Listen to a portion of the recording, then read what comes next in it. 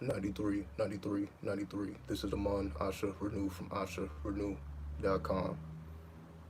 Today I will speak on how to walk the middle path of good and evil. Most of the time, when we think about good and evil, this is filtered through a religious lens. And what I mean by this is filtered through a religious lens is our concept of good is most of the time connected with, holy people, holy men and holy women. And when we think about evil, we tend to think about something like, Satan and demons and all of these things, again, that come from religion. When we are dealing with the occult, we strive to look at things in a more scientific and mathematical basis. So, for example, if we take the perspective of the Gnostics, who were viewed as evil to the Christians, the Gnostics were the rebels of that time, the rivals of Christianity. So all Christians of that time looked at Gnostics as, you would say devil worshippers and any negative or any bad connotation you want to throw into the mix because they had a difference of perspective. What was the Gnostic perspective? According to the Gnostics, this world is inherently flawed. So it's not about good people versus bad people or God versus devil. This world is inherently flawed. The religious perspective teaches us that, God makes everything perfect. However, from the Gnostic perspective, the creator of the physical plane is not the all-seeing eye, the all-father, the great father. There are two different creator gods, as we call the monad or the demiurge, or not the monad and the demiurge. So the monad represents the Holy Father, then the demiurge represents the creation that was not supposed to exist. We don't have to necessarily get into the full story, but to give you a quick rundown, this is where Sophia comes from. When we think about Sophia, Sophia is where the word philosophy comes from. So all philosophy essentially comes from Sophia, the deity Sophia, which most of us know as the Great Mother, right? The Cosmic Mother. The Cosmic Mother wanted to create a child outside of the monad or outside of the All-Father. So essentially she wanted to give birth without the Father's consent. So she went on ahead and did that, and the result of that was what we call the demiurge.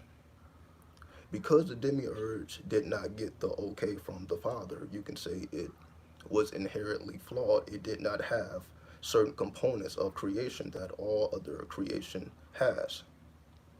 So certain components were missing inherently because certain components were not given from the All-Father. So this demiurge then went to create the physical plane, which we exist on.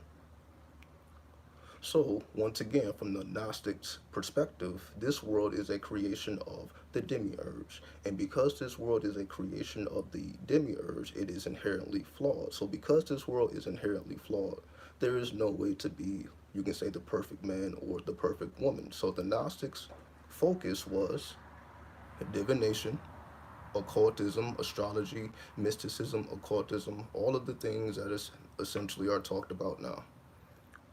So their focus was not on, you can say, building a great city or, a great system. They were essentially all about death. We could consider these people a death cult because they did not necessarily honor life the way that we are taught to honor life from a religious perspective. From a religious perspective, we are taught to honor life. We are life is a gift to us. The earth is a school. God gave us life. We're supposed to honor it, so on and so forth. However, the Gnostic says we don't need to do anything of that nature. We're not here to build up life. We're here to exalt death because this world is inherently flawed. So I'm just laying out the Gnostic perspective so that we can understand the difference between good and evil once we move away from the religious perspective. Now that we understand a Gnostic perspective, and this is why we would perform divination, this is why we perform tarot readings, natal charts, and all things that deal with the occult, divination essentially, and performance of the forbidden arts, to extract wisdom directly from the monad.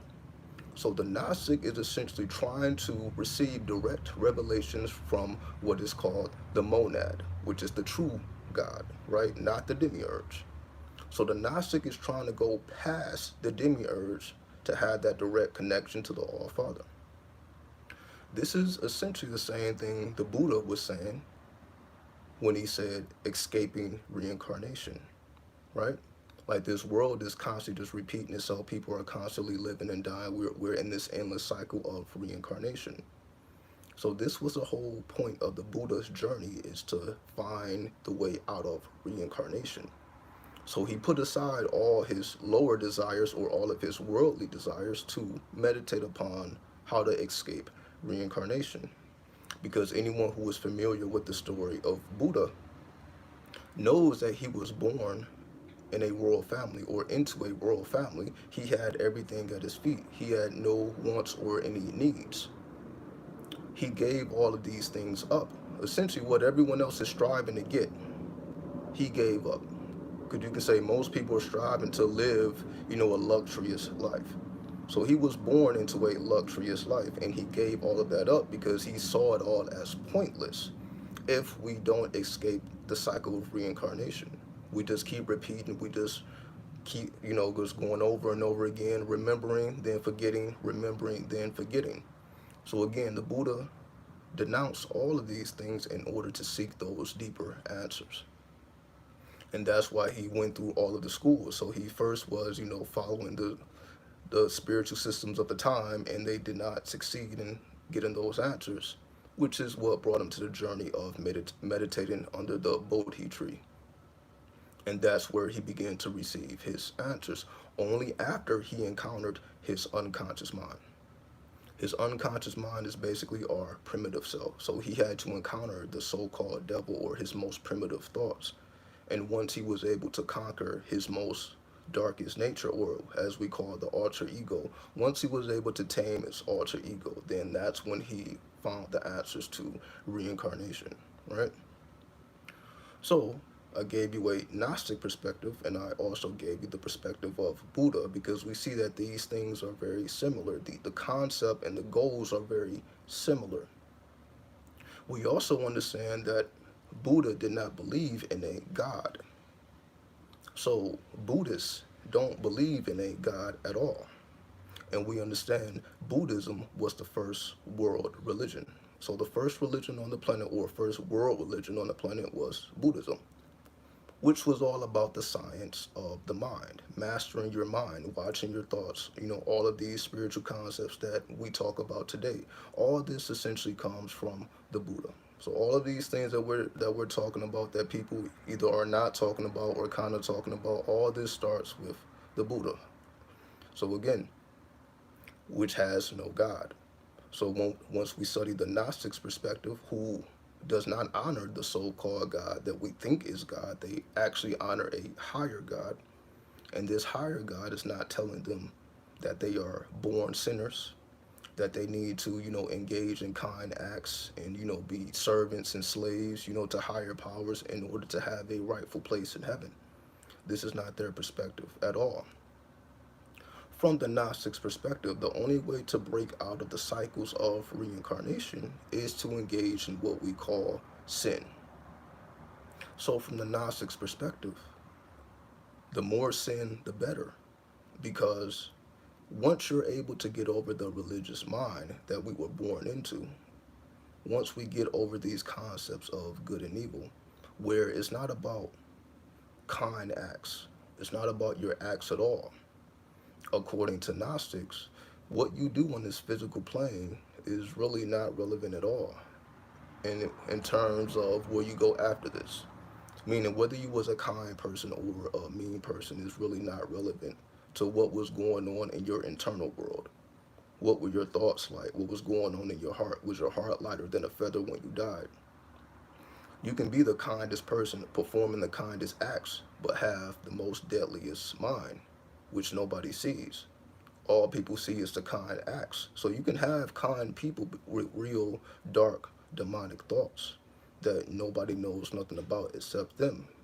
And they can shield those thoughts with kind acts. And vice versa. You can have people doing what we would consider demonic acts, which is really coming from the pureness of their heart. So we can see it goes both ways. So the purpose of the middle path or accessing the gray matter is to deal with both perspectives in terms of you understand good and you understand evil, but you are not looking at it from a religious perspective. You understand, okay, it's okay to engage in the forbidden arts, right? Because you have 7 forbidden arts. You know, I have a whole article about it on the website. You have 7 forbidden arts. The fact that they are forbidden in the first place, somebody had to deem them not okay to practice, which came from religion, right? So a religion banned certain practices that the people were practicing already, due to them having a older culture. So certain laws was passed in order for certain practices to stop being practiced, at least openly. So if you wanted to practice it, you had to do so in secret, which then invented what we call witches and warlocks. Because all witches and warlocks are is those people who decided to continue the ancient sorcery and the ancient necromancy outside of the city bounds. So that's why we associate witches and warlocks, somewhere off in the forest by themselves. They done built a whole society and environment around their own magic. This is why we look at them in that perspective, because these are the people who chose to keep the ancient art alive, who didn't want to conform to the new laws that ban their arts. And to them, their arts is what gives them life. So imagine a person that says that you can no longer practice what gives you life. So they decided to continue to give life and to receive life and just do so outside of the city bounds.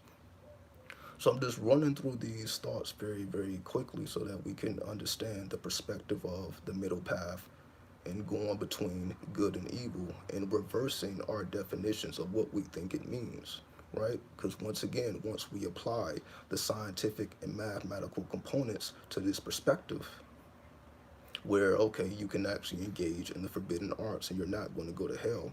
Because, for example, we would consider something evil like, making a pact with a demon or a devil, so on and so forth, right? That would be considered something evil. But again, we did not have any negative connotations to demons until a certain point where religion came in. When religion started to dominate, that's when demons became bad, because religion has to have a adversary. That's where the devil was created. You have to have some type of adversary, right? So the adversary just became the people who were connected to a older culture, who were already established doing whatever they did. And once the new wave came in, they just decided not to deal with the new wave. Some people died, while some people went to the outskirts and continued on, which is why we can study these things to this day. The reason why we have access to all of this knowledge is because some people decided to continue the art and to document it. They just decided they felt it was important enough to do that, right? So in the 21st century, we have access to all this information and we can see how it played out, what laws was passed, how it changed the environment, and essentially we can understand what's going on today because all of these things are still relevant. Because again, we still have certain arts that are considered demonic or forbidden even to this day that certain people want to stay away from. Again, people still, let me get this out of my eye, excuse me. the devil is still considered negative, right? So that's why I try to do my part when I honor the Baphomet to show that this is not what we think it is, right? That's the only reason why I did that. That's also why I had the guitar now, because Lucifer is the god of music, right? This is why certain religions are not allowed to listen to strings. So certain religions, you are not allowed to listen to the piano. Anything that has strings, you are not allowed to listen to it because they feel it opens up portals to a darker world. So you still have people to this day that honor those laws who refuse to listen to any types of strings to this day, right? And we understand this comes from religion. So again, dealing with the occult, we understand the science and the mathematics behind it. I'm like, okay, well, if you wanted to go deeper into music, then at some point you had to communicate with what we call Lucifer. If you really wanted to get into the darker worlds, and that's why so many people in music are considered, having bonds and pacts with these so-called demonic beings. All of these things and concepts make sense when we truly look at the science of mathematics and we get out of the religious concepts. What are we really forbidden from, and what are we really shielded from? What are we hiding from, right? If you throw the devil or Lucifer on anything, people are going to stay away from it. The majority will stay away from it. And those of us who choose to dig into the mysteries, you already know it comes at a cost. It comes with a consequence. The consequence is people will associate you with things that you're not doing. Again, somebody can throw any type of label on you, and you have nothing to do with that label. They can call you a devil worshiper, or let's just say satanic, and you're like, no, I'm more of a Luciferian. But how many people truly know the difference between the two? Once that title is thrown out, once the label is thrown out, people are just going to go with it. So essentially, that's the message. Honor the forbidden arts, essentially. Honor all of these things that are considered dark and demonic, because these things are not truly dark or demonic. They are actually from the true Father that we call the monad, right? So all things dark and sinister and even sinful are not something that we need to concern ourselves with, in terms of this is going to stain our soul, and some like we can actually sell our soul. Like, that's the whole concept of, you really think we have the ability to sell our soul, where people dedicate their whole life, trying to acquire currency. So some people may say, okay, they gave their soul trying to acquire currency. But our soul never dies. That's how we're able to reincarnate in the first place. So if a person essentially sold their soul, that means that they would not be able to reincarnate because they no longer have a soul. So if a person no longer has a soul and cannot reincarnate, again, we're just using this as an example, as if this is actually possible, as if we can give away something that is from the primitive source, something that is primordial, something that is before time itself. We actually can give this to so-called demons. Again, most people have no idea what demons are. Most people have no idea what hell is outside of the religious concept, right? We know about the devil and demons from a religious concept, trying to tempt you into, sin. We understand that perspective. But again, we also have to understand the perspective of Lucifer as, again, the god of music. Everyone listens to music. Let's just be honest, right? So essentially, if you're listening to any music, you're opening up the channels of Lucifer, because Lucifer is the god of music. It just is what it is. People can feel how they feel about it, but that's essentially what we're doing, and that's why certain people do not listen to music at all, because they understand this. However, because music generates so much money and we exist within a capitalistic society, music is able to push forward, regardless of the demonic connotation. So we can accuse people of being in the Illuminati, musicians and all that. We can accuse them of being in the Illuminati and all that all day. You got channels all on YouTube, and they talk about conspiracies. They talk about this stuff all the time, right? We have You have people who live their whole life is dedicated to what the so-called Illuminati is doing, because again, they're obsessed with Lucifer. Is basically Lucifer worship. If you're so concerned with what the so-called celebrities are doing, they're honoring Lucifer. It is what it is, and why it's allowed to happen, because it is capitalism. If this society was based upon more of religion, we would not be able to do it, and that's why certain societies are not able to do it even to this day. Because again, we are wrapped into religious concepts. Once we look at the science and the mathematics, once again, all of these things become a lot clearer. So hopefully this makes sense, right? Let me give everybody a shout out and we get up out of here. So what's up, Dank Wizard? What's up, Raspberry? What's up, Mary? What's up, Alkaline Electra Goddess?